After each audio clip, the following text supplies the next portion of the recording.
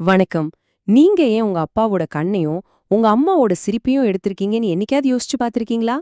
இது நம்ம எல்லா குடும்பத்திலயும் இருக்கிற ஒரு சூப்பரான மர்மம். இன்னைக்கு இந்த மரபியல் மர்மத்தோட கொடைய நம்ம உடைக்க போறோம். வாங்க பார்க்கலாம். சரி, இன்னைக்கு நாம என்னவெல்லாம் பார்க்க போறோம்னு ஒரு சின்ன பிளான். முதல்ல நம்ம குடும்பத்தோட ப்ளூ பிரிண்ட் பத்தி பார்ப்போம்.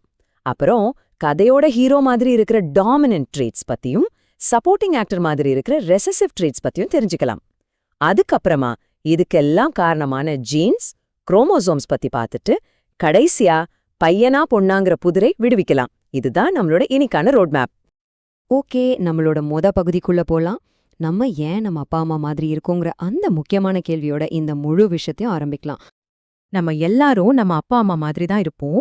ஆனா அவங்கள அப்படியே ஜெராக்ஸ் எடுத்த மாதிரி டுச் இருக்கிறது இல்லையே. ஏன் இந்த சின்ன சின்ன வித்தியாசங்கள் வருது? இதுதான் நம்ம மனசுல எப்பவும் ஓடுற ஒரு கேள்வி இல்லையா? ஒரு சிம்பிளான உதாரணம் வேணுமா? உங்க காது மடல்களை பாருங்களேன். சிலருக்கு அது முகத்தோட ஒட்டி இருக்கும், சிலருக்கு அது தனியா தொங்கும். இந்த மாதிரி சின்ன சின்ன விஷயங்களை தான் நாம பண்புகள் இல்லனா இங்கிலீஷ்ல ட்ரெய்ட்ஸ் அப்படின்னு சொல்றோம். இது கூட நம்ம அப்பா அம்மா கிட்ட இருந்து நமக்கு வர்றதுதான்.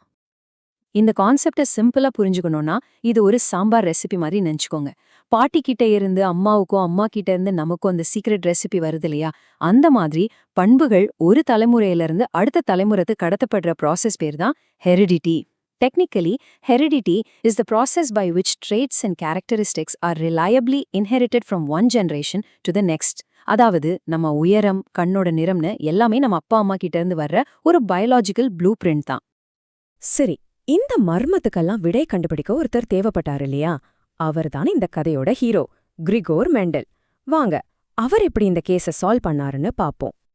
மெண்டல் ஒரு விஞ்ஞானி. அவர் தன்னோட முக்கியமான சோதனைகளுக்கு பட்டாணி செடிகளை தான் தேர்ந்தெடுத்தார். ஏன் பட்டாணி செடினா, அதுல இருக்கிற குணங்களை, அதாவது ட்ரெய்ட்ஸை ரொம்ப ஈஸியா பிரிச்சு பார்க்க முடியும். உயரம், குட்டை, பூவோட நிறம்னு ரொம்ப தெளிவா இருக்கும். அவரோட முதல் சோதனையில ஒரு உயரமான செடியையும் ஒரு குட்டையான செடியையும் கிராஸ் பண்ணாரு. ஆனா ஆச்சரியமான விஷயம் என்னன்னா, அதிலிருந்து வந்த எல்லா புது செடிகளுமே உயரமா இருந்துச்சு, ஒன்னு கூட குட்டையா இல்ல.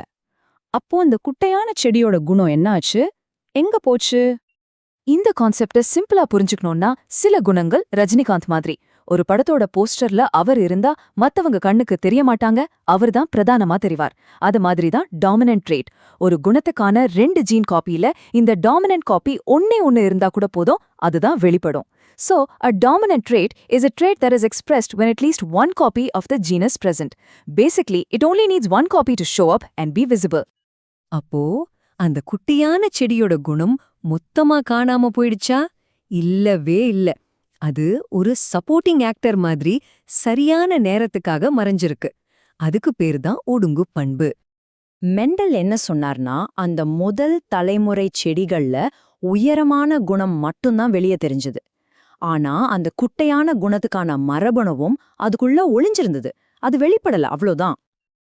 இப்போதான் விஷயமே ரொம்ப இன்ட்ரெஸ்டிங்கா மாறுது. மெண்டல் அந்த உயரமான F1 செடிகளை தனக்குள்ளேயே மகரந்தச் சேர்க்க செய்ய வச்சார்.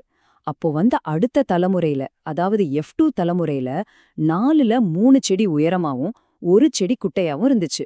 பாத்தீங்களா, காணாம போச்சுன்னு நினைச்ச அந்த குட்டையான குணம் இப்போ திரும்பவும் வந்துருச்சு. இந்த குணம் எப்படி திரும்ப வந்துச்சு? இது ஒரு சப்போர்ட்டிங் ஆக்டர் மாதிரி. சூப்பர் ஸ்டார், அதாவது டாமினன்ட் ட்ரேட் இல்லாத போதான் இந்த ஆக்டருக்கு ஸ்கோப் கிடைக்கும். இதுக்கு பேர் தான் ரிசெசிவ் ட்ரேட். இது வெளிப்படணும்னா அப்பா அம்மா 2 பேர்கிட்ட இருந்தும் அதோட ஜீன் காப்பி வந்திருக்கணும். So, a recessive trait is a trait that is only expressed when 2 copies of the gene are present. Dominant trait கூட இருந்தா இது ஹைட் ஆயிடும். சிம்பிள். சரி, இதுவரைக்கும் நாம விதிகளை பத்தி பேசிட்டோம். இப்போ இந்த குணங்கள்லாம் எப்படி நம்ம உடம்புக்குள்ள எங்க இருந்து வருதுன்னு கொஞ்சம் ஆழமா பார்க்கலாம் வாங்க. இத ஒரு பெரிய சமையல் புத்தகம் மாதிரி கற்பனை பண்ணி பாருங்க. நம்ம உடம்போட மாஸ்டர் ரெசிபி புக் தான் DNA. அதுல இருக்கிற ஒவ்வொரு தனி ரெசிபியும் ஒரு ஜீன், அதாவது மரபணு. அந்த ரெசிபியை வச்சு நாம செய்யற டிஷ் தான் புரோட்டீன். கடைசியா அந்த டிஷ்ஷோட தோற்றம், சுவை எப்படி இருக்குன்றது தான் ட்ரேட், அதாவது நம்மளோட குணம். நமக்கு ஒவ்வொரு ஜீனுக்கும் 2 காப்பி இருக்கும். ஒன்று அப்பா கிட்ட இருந்தும் இன்னொன்னு அம்மா கிட்ட இருந்தும் வரும். இந்த ஜீன்ஸை எல்லாம் பேக் பண்ணி கொண்டு வர டெலிவரி வெஹிக்கிள்ஸ் மாதிரி இருக்கிறது தான் குரோமோசோம்ஸ். ஓகே, இப்போ நாம கத்துக்கிட்ட இந்த விதிகளை வச்சு ரொம்ப முக்கியமான ஒரு புதிரை விடுவிக்க போறோம். ஒரு குழந்தை ஆணா பெண்ணா அப்படின்னு எப்படி முடிவு செய்யப்படுது? மனுஷங்க உடம்புல மொத்தம் 23 ஜோடி குரோமோசோம்கள் இருக்கு. அதுல முதல் 22 ஜோடியும் நம்மளோட உடம்பு எப்படி இருக்கணும்னு முடிவு பண்ணும். ஆனா அந்த கடைசி, அதாவது 23வது ஜோடி தான் நாம ஆணா இல்ல பெண்ணாங்கறத முடிவு பண்ணும். பெண்களுக்கு அந்த 23வது ஜோடி ரெண்டுமே எக்ஸ் குரோமோசோம்களா இருக்கும். அதனால அவங்கள XXன்னு சொல்லுவோம். ஆனா ஆண்களுக்கு ஒன்னு எக்ஸ் குரோமோசோமாவும் இன்னொன்னு Y குரோமோசோமாவும் இருக்கும். அதனால அவங்கள XYன்னு சொல்றோம். அப்போ முக்கியமான விஷயம் என்னன்னா, ஒரு குழந்தை ஆணா பெண்ணாங்கிறது அப்பாவோட பங்களிப்பு பொறுத்து தான் அமையுது. ஏன்னா யோசிச்சு பாருங்க, அம்மா கிட்ட ரெண்டுமே எக்ஸ் தான் இருக்கு. சோ அவங்க கிட்ட இருந்து குழந்தைக்கு எப்போதுமே எக்ஸ் குரோமோசோம் தான் வரும். ஆனா அப்பா கிட்ட இருந்து வர்றது எக்ஸா இருந்தா பொண்ணும் XX, ஒய்யா இருந்தா பையனும் XY பிறக்கும். இது நம்ம பார்த்த மரபியல் விதிகளை ரொம்ப அருமையா விளக்குது இல்லையா? நாம இப்போ சில அடிப்படை விதிகளை மட்டும்தான் பார்த்திருக்கோம். ஆனா இந்த சிம்பிளான விதிகள் எப்படி இந்த உலகத்துல இவ்ளோ விதவிதமான உயிரினங்களையும் இவ்ளோ வித்தியாசங்களையும் உருவாக்குது?